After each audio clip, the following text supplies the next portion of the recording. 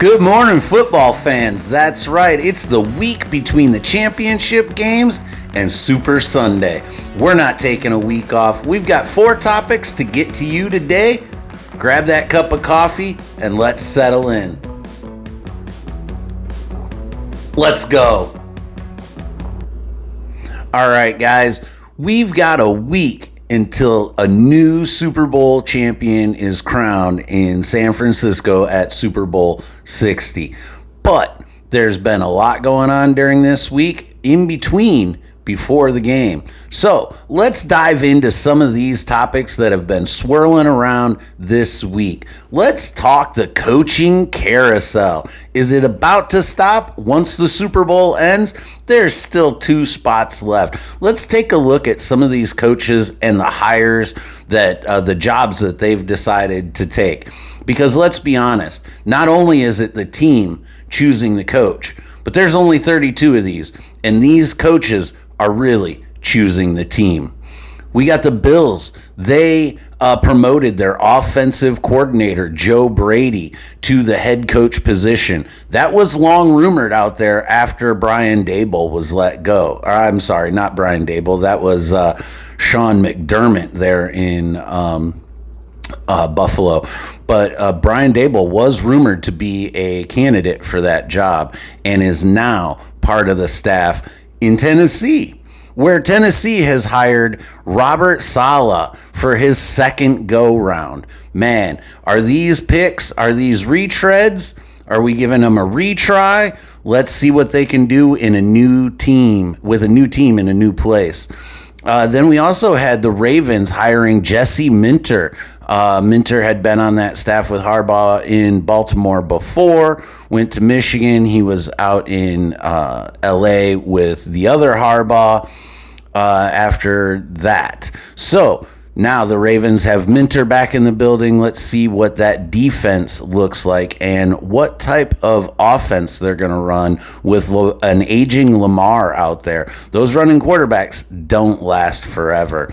Then Kevin Stefanski, after being outed in Cleveland, picks up the papers and heads to Atlanta, where now he's got to deal with a quarterback situation. Is it going to be Cousins? Is it going to be Penix Jr.? What are we going to do here? There's been a lot of teams rumored to be on the hunt for Kirk Cousins' services during the offseason for a bridge quarterback this year. Then Miami did nothing too explosive. They went with Jeff Hafley. The Steelers retreading Mike McCarthy after sitting out a year. This is a big change of trend for the Steelers, who have normally gone young, defensive-minded coaches. Now, an older, offensive-minded coach. Let's see if they can turn that around. And what kind of tenure do you think Mike McCarthy is going to have as these coaches get a second, or in some cases, a third try at the head coaching positions? All right, and then the Browns this week, being the team that I thought would hire last in this coaching cycle, only because of, it was reported this week, of their process of hiring. You're making these guys do homework in between interviews, asking them to write essays, all things like this. I should have thrown my hat in the ring for that Cleveland job. I only need a couple solid years of employment at this point. Anyways, we've got Cleveland hiring Todd Monken as their coach, and he had been on the Cleveland staff previous, so there was some similarity, and they knew Todd Monken a little before they brought him in, which was really surprising because it seemed like Jim Schwartz, former Lions head coach, may have really been petitioning for that job after being in the building for as long as he has. And he was visibly upset, according to people around the building there in Cleveland. And he doesn't sound like he's going to come back. Is he going to relieve himself of duties and sit out and wait for another head coaching position? Or will he go to see where another DC is needed? I don't know. And then Mike McDaniels took the Chargers OC job out there with Herbert and Harbaugh and Johnson out there. Let's see what that team looks like. Mike McDaniels, I don't know that he's going to be a long-term fit out there because he is going to want another head coaching job. I think he'll get it. It just will take probably 2 or 3 years of revamping that LA offense and get them flying high to get his name back to the top of the charts for those head coaching searches. Which leaves us with the Vegas Raiders and Arizona Cardinals still looking for a head coach. Now, there's been reports out there from the insiders that Clint Kubiak is going to get one of these 2 jobs from Seattle. After the Super Bowl, he will end up landing one of these 2 jobs. If I had to make a choice, I would probably go to Vegas. It's probably going to be a lot more fun. Get to hang out with Tom Brady. I'm not sure what direction that team's going to go in, but you'll also have that number 1 pick, presumably for Fernando Mendoza in the draft. We'll see. Arizona and the Raiders. Which job? Fork in your nose. Which job would you take? You have to take one. Which one do you want? Let us know down in the comments, guys. What do you guys think about these coaching hires? Are they culture fits?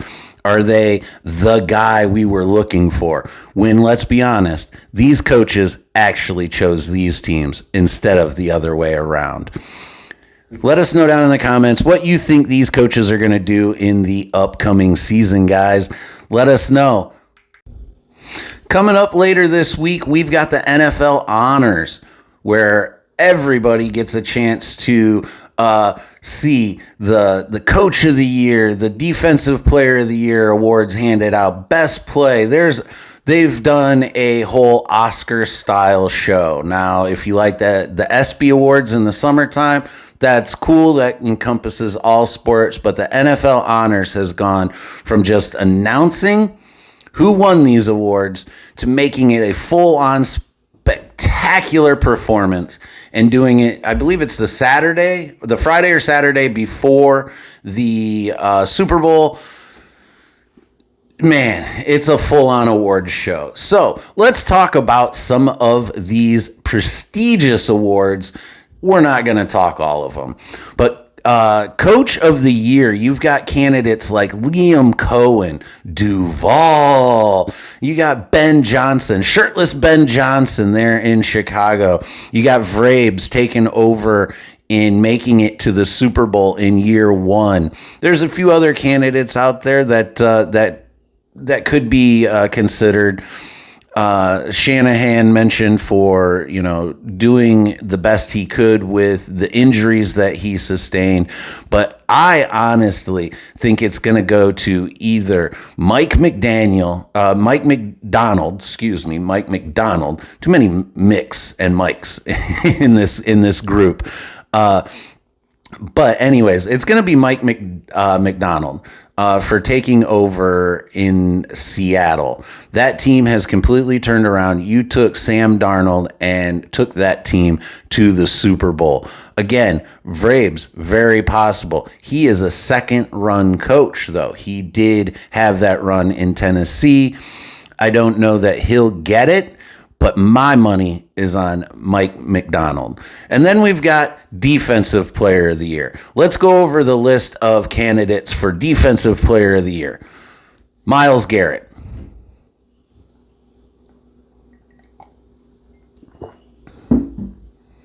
And Myles Garrett. Let's just stop there. Defensive Player of the Year, all-time sack leader, it's going to be Myles Garrett. There's no other question. There's no other players that even enter this category. Myles Garrett playing on the Cleveland Browns is your Defensive Player of the Year. I'm not going to spend any more time on that. Those are facts. Fact check it. Let me know down in the comments if you think I'm wrong. And we'll see what Myles has to say about that. But then you've come to offensive player of the year. And there's some interesting names in there. Drake May is among the players in this category. We also get Puka Nacua, Christian McCaffrey, JSN, and while some of these players may actually be candidates for the MVP as well, you know, McCaffrey, JSN, players like that, even Drake May in year 2 has been mentioned as a MVP candidate.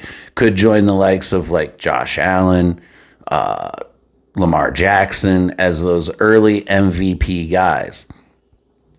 We'll see. But I think it's going to go to JSN, top leading receiver of all players. It's a very wide receiver heavy class this year. And you might just see when it comes to my MVP picking that if JSN does not win, it should go to Drake May. Because let's talk MVP. I don't feel that Drake May is an MVP candidate. That defense on that team really holds that team together. But then you get teams, quarterbacks like Trevor Lawrence, who is in this category for MVP. He may get a few votes. I don't think he carries his team. The guy that's going to win MVP was here in Detroit. Matt Stafford. He is going to get that MVP trophy. He's got the Super Bowl trophy already. You know, he didn't get the second one this year, which I feel would have put him definitely first ballot Hall of Fame, unlike the Eli Manning and Belichick that seem to have fallen short somehow. But Matt Stafford definitely would have been a first ballot Hall of Famer. And I still think he can get there. Now, is he going to come back, or will this MVP trophy be the last of the missing pieces in that trophy case for him, and he can call it quits and be a girl dad? We'll have to see. And then comeback player of the year. Everybody likes a good comeback story, right? You got Diggs, Hutch, McCaffrey. I don't know that Hutch is going to win it, though he is a media darling. Deserving? Possibly. Diggs, back in the Super Bowl. That after a low performance, some injury issues, you know, he was there in Houston, he was in Buffalo, so close so many times. Stephon Diggs now in the Super Bowl. Hutch, good production season.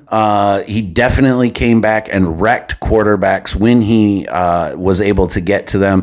The strength of that line might have helped, but as Brad Holmes said here in Detroit, we're good.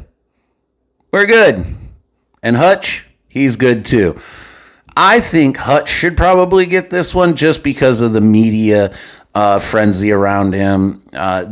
These awards seem to be popularity contests at times, so why not? I like Diggs, but I think Hutch is probably going to be the one to take this one home. What do you guys think? And also coming up this week, we've got the Pro Bowl games. Who is tuning in for these? Wow, man, I'm going to tell you, and this is going to be my honest opinion, I think that the NFL, as big as it is, has the worst all-star events. 90s was peak. Growing up in the 90s, watching it was on Saturdays usually before the Super Bowl. You got to watch linemen, you know, crank out reps like they were at the combine. You had who could throw the football the furthest, you know. You even had Jim Harbaugh out there ripping it in a Baltimore Ravens jersey. Who remembers that? Come on, guys. The competitions now, they're a little flashy. It seems like the Nickelodeon and the NFL got together and said, okay, this is our compromise. A dodgeball game, what does that have to do with football? Nothing. The flag football game, okay, I get. Nobody wants to have that off-season non-contact injury. But we've got to come up with a better way to do this. This year in the flag football game, previous years it had been the Manning brothers. This year with the Super Bowl in San Francisco, we get Jerry Rice and Steve Young coaching the teams. I guess that'll be interesting. I doubt that I'll probably watch because it's more of a clip creator. They're just going to be a bunch of highlights and clips on social media, your Instagram reels, your TikToks and things of that nature. I really don't get a whole lot out of watching the Pro Bowl. On top of, let's be honest, the Pro Bowl voting is definitely skewed. I mean, we've gotten so far down in the players deciding or opting out of the Pro Bowl that Shedeur Sanders is a quarterback for the AFC team. Let that sink in. If you haven't caught the news this week, Shedeur Sanders is going to be at the Pro Bowl. What? Now, I get it. Players decline, like we talked about earlier. No one wants to have that non-contact injury. But we've got to do something in the NFL to get the Pro Bowl and the showcase of these athletes back to a more watchable place. I mean, even NASCAR, probably one of what most people say is a boring sport, just watching cars turn left. Even they have an exciting all-star event. They have 2 races to get in, qualify and then a heat race. Okay? Then they race for $1 million. You'll hear guys say checkers or wreckers for that flag. They're going all out. It's $1 million on the line. Let's find some way to get this a little more watchable. Even NHL All-Star Weekend seems to be better. You get the shot competitions. Back in the 90s, it was still, I'm telling you, the 90s did it better, son. That's the best. Peak times, the NBA All-Star games, those were amazing. It's just gotten too commercialized, too sponsorized, and let's just get back to focusing and showcasing what these athletes can do. But what do you guys think? Do you think that the Pro Bowl games have jumped the shark? Would you like to get back to seeing some of the drills and the obstacle courses that they used to do back in the day, back in the 90s? That was some fun watching in the downtime for NFL. But NFL is a year-round business these days. What are you guys looking forward to this year? Are you still looking forward to the flag football game, or do you want to see those guys get out there and at least hit at 30%? We'll see. And one of the biggest things during the week off in between the Super Bowl and the championship games is that media week. We all get the sound bites and the clips, and I'm just here so I don't get fined moments. Those are fun. So we've got Media Week. That's going to kick off when the teams arrive to San Francisco. Then, is it rust or rest? These teams are coming down to their last game of the season. This game, for all the marbles, for that Vince Lombardi trophy, for that opportunity to hoist it and have the confetti fall on you, are you going to be rested? Or are you going to be rusty? We've seen teams come out and be rusty, and we got a 13-3 Super Bowl. That looked pretty bad. Then we've also had some teams with injuries coming from practices and things like that. So it's very important for these teams to stay rested and not get rusty with all the media talk taking up a lot of their time this week. We've also got all the other events going on. New England is going to be the away team. They will be wearing their white jerseys. Wow, this is an NFC home stadium. The Seahawks will be the home team, wearing their dark jerseys with the silver and gray trimming with the dark helmet. So We've seen those uniforms. We've seen the teams in action. Now it's just time to get this game started. Next week, we're going to tune in with Fourth and Funny Super Sunday Edition. We're going to talk the commercials. We're going to talk each team a little bit more. And of course, we'll be back with the picks for that final game of this NFL season. Thanks for tuning in to Fourth and Funny, guys. I've been your host, Jake Mattis, and we will see you again next week.